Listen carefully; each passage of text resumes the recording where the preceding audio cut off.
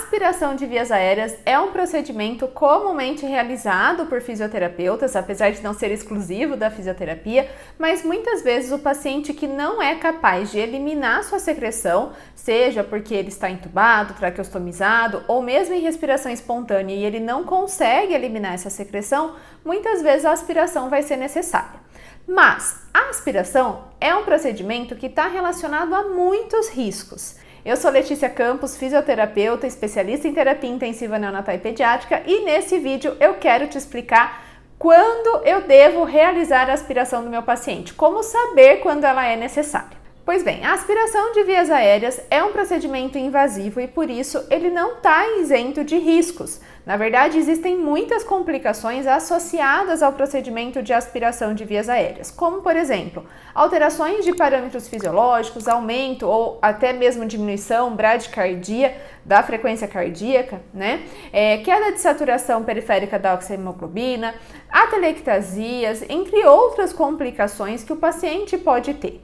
Então, pensando em tudo isso, a gente tem que realizar esse procedimento com muito critério, somente quando ele é necessário.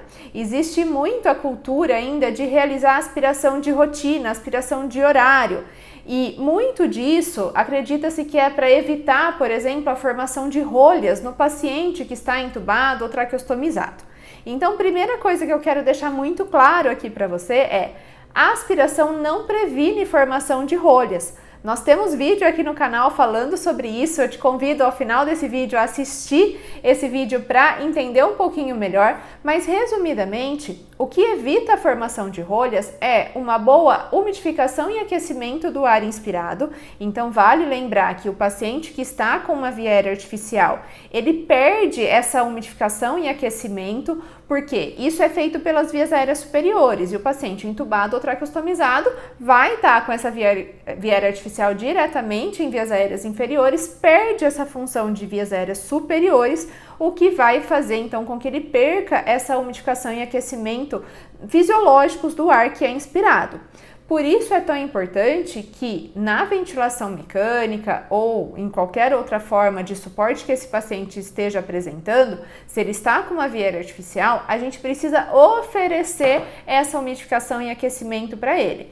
Seja de forma passiva ou ativa, também tem vídeo aqui no canal falando sobre isso, mas a gente precisa aquecer e umidificar muito bem esse ar que está sendo inspirado para que evite a formação de rolhas. Além disso, além do aquecimento e umidificação adequados, é importantíssimo que o paciente esteja bem hidratado, porque senão ele vai realmente perder água, perder líquido e essa secreção vai ressecar. Então, para evitar a formação de rolhas, é isso que a gente tem que fazer: aquecer, umidificar bem o ar inspirado e hidratar muito bem esse paciente. Não é a aspiração de horário que vai evitar a formação de rolhas. E por isso, então, que a gente deve fazer a aspiração somente com muito critério. E quais são esses critérios? Eu vou deixar aqui na descrição do vídeo literatura, existem guidelines tentando ajudar a gente a entender quando é necessária essa aspiração, como realizá-la de forma segura. Vou deixar aqui as referências na descrição do vídeo, mas é importante entender que a aspiração ela deve ser realizada somente quando necessário, somente quando tiver sinais de secreção, e aí então a gente vai realizar o procedimento, porque o paciente que está com uma via aérea artificial, muito provavelmente ele não vai estar conseguindo eliminar essa secreção sozinho. Vamos lembrar das fases da tosse, para isso ele precisa fechar a glote e o paciente entubado, traqueostomizado, ele não consegue realizar essa fase da tosse, portanto a tosse vai ser ineficaz, ele precisa de ajuda para eliminar essa secreção. Quais são então os fatores que indicam a necessidade de aspiração? Primeiro fator, secreção visível nas vias aéreas. Então, se o paciente está com aquela secreção visível no tubo, daí vai ter indicação de aspiração. Segundo ponto importante, ausculta pulmonar.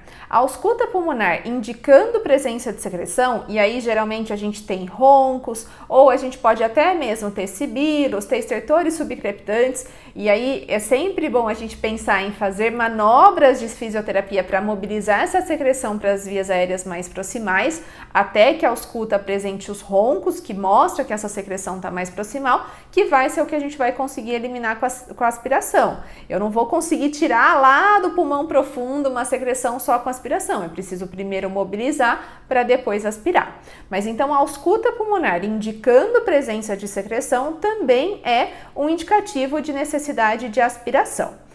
Um fator muito importante, tome cuidado com a ausculta de neonatos e crianças pequenas, porque o fluxo é muito baixinho, muitas vezes a ausculta engana. Mas se a gente tem um murmúrio vesicular, um ruído diminuído e presença de roncos, daí a gente já tem indicação de que tem secreção em vias aéreas proximais e aí tem indicação de aspiração. Então, falamos já de secreção visível nas vias aéreas, ausculta pulmonar, geralmente com roncos ou um ruído diminuído.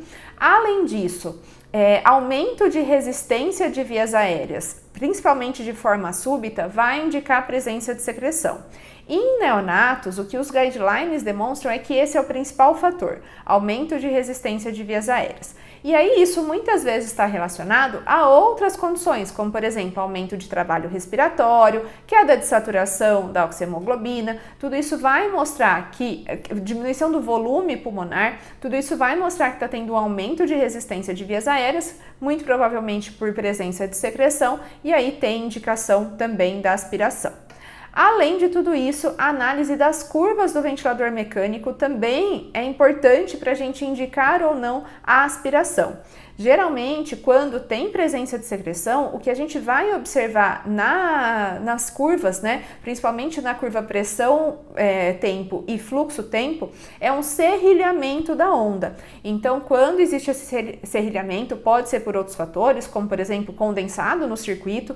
Isso é muito comum em neonatologia, pediatria, que a gente usa a umidificação ativa, condensa bastante no circuito e isso dá essa característica serrilhada das ondas na análise gráfica da ventilação mecânica, mas isso pode também indicar a presença de secreção. Então, esses são os principais fatores que indicam a necessidade de aspiração de um paciente que está em ventilação mecânica, que está fazendo uso de via aérea artificial. Mas e nos pacientes em respiração espontânea? Quando eu devo aspirar? Quando o paciente não é capaz de realizar uma tosse eficaz. Nos pacientes em respiração espontânea, a gente evita ao máximo. É um procedimento muito desconfortável para qualquer paciente, mas naqueles que estão com via aérea artificial, muitas vezes não tem como a gente negociar, não tem o que fazer, precisa tirar aquela secreção de lá.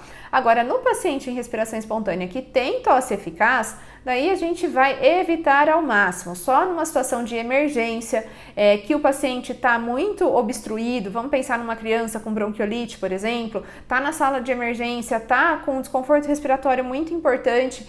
Tem muitas técnicas que a gente pode realizar para poder eliminar essa secreção de vias aéreas superiores, como por exemplo a DRR, a desobstrução rinofaríngea retrógrada, mas muitas vezes numa situação de emergência não é viável. Então nessas condições a aspiração de vias aéreas superiores pode ser indicada, mas a gente evita ao máximo. E somente quando o paciente não tem uma tosse eficaz. Vale lembrar as fases da tosse, então qualquer fase da tosse que esteja comprometida, um paciente que não consegue gerar volume, que não consegue gerar força de expiração, daí pode ter indicação de aspiração. Mas cada caso deve ser avaliado e sempre evite fazer aspiração de forma desnecessária. Então, em resumo, é muito importante a gente lembrar das complicações associadas à aspiração de vias aéreas, seja no paciente em via aérea artificial ou respiração espontânea, e sempre evitar ao máximo realizar esse procedimento de forma desnecessária, sempre lembrando essas indicações. Eu espero que você tenha aproveitado bastante esse vídeo, tenha gostado do conteúdo. Se você ainda não está inscrito aqui no canal, aproveite para se inscrever, ative as notificações para você ficar sabendo sempre que tiver coisas novas por aqui e a gente se vê no próximo vídeo. Até mais!